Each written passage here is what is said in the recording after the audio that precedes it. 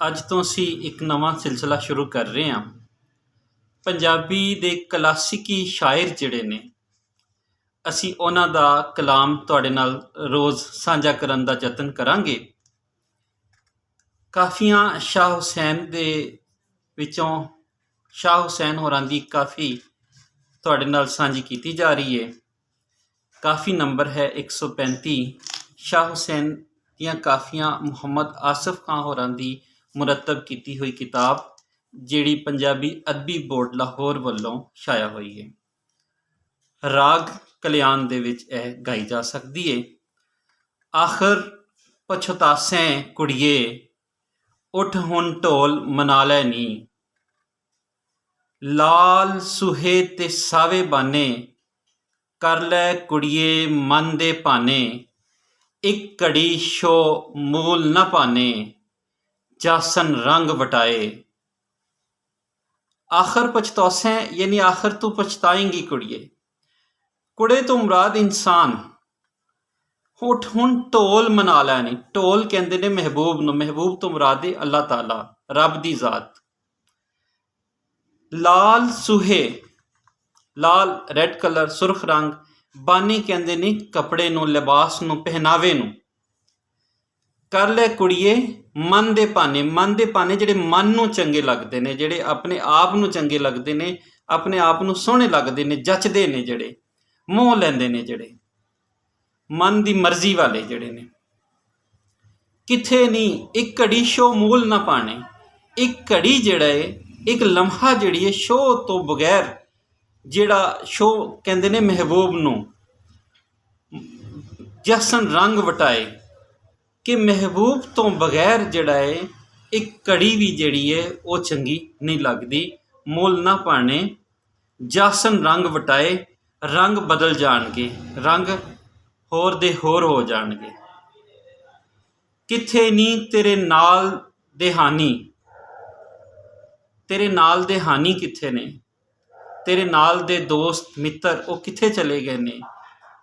Colour which सब जाए समानी। Colour जिहड़ी है वो जमीन होंदी है। कलर वो जमीन होंदी है बंजर जमीन दी तह विच। कलर विच सब जाए समानी। वो कलर विच चले गए, यानी कबरां दे विच चले गए, वो खत्म हो गए, मर गए, मिट गए। किथे तेरी ओ जवानी, किथे तेरे हुसन हवाए। तेरी जवानी, तेरा हुसन किथे गया? सब कुछ गवाच गया, खत्म हो गया। किथे नी तेरे तुर्की ताजी। अरबी नस्ल घोड़े जड़े ने, तुर्की ताजी किथे ने तेरे?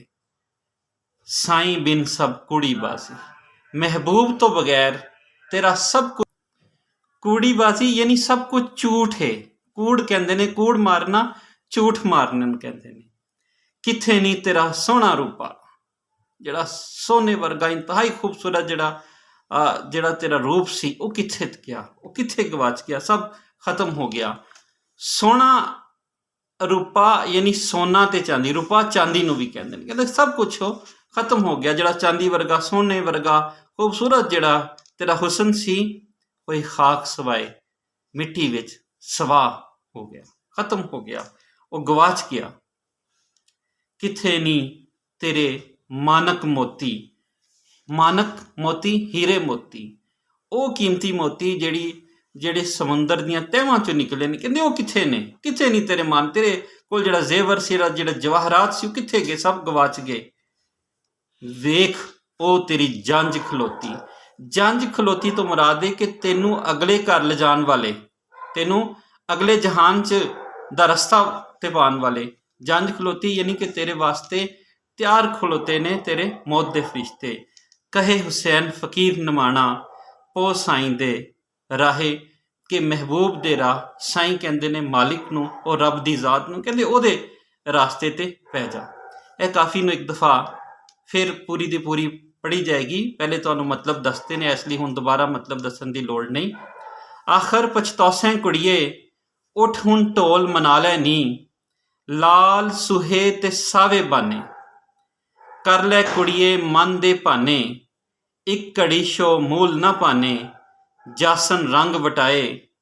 किथे नी तेरे नाल दे हानी, ਕਲਰ ਵਿੱਚ ਸਭ ਜਾਏ ਸਮਾਨੀ, ਕਿੱਥੇ ਹੀ ਤੇਰੀ ਉਹ ਜਵਾਨੀ, ਕਿੱਥੇ ਤੇਰੀ ਹੁਸਨ ਹਵਾਏ, ਕਿੱਥੇ ਨੀ ਤੇਰੇ ਤੁਰਕੀ ਤਾਜ਼ੀ, ਸਾਈਂ ਬਿਨ ਸਭ ਕੂੜੀ ਬਾਜ਼ੀ, ਕਿੱਥੇ ਨੀ ਤੇਰਾ ਸੋਹਣਾ ਰੂਪਾ, ਹੋਏ ਖਾਕ ਸਵਾਹੇ, ਕਿੱਥੇ ਨੀ ਤੇਰੇ ਮਾਨਕ ਮੋਤੀ, ਵੇਖ ਉਹ ਤੇਰੀ ਜੰਝ ਖਲੋਤੀ, ਕਹੇ ਹੁਸੈਨ ਫਕੀਰ ਨਮਾਣਾ, ਪੋ ਸਾਈਂ ਦੇ ਰਾਏ, ਪੋ ਸਾਈਂ ਦੇ ਰਾਏ।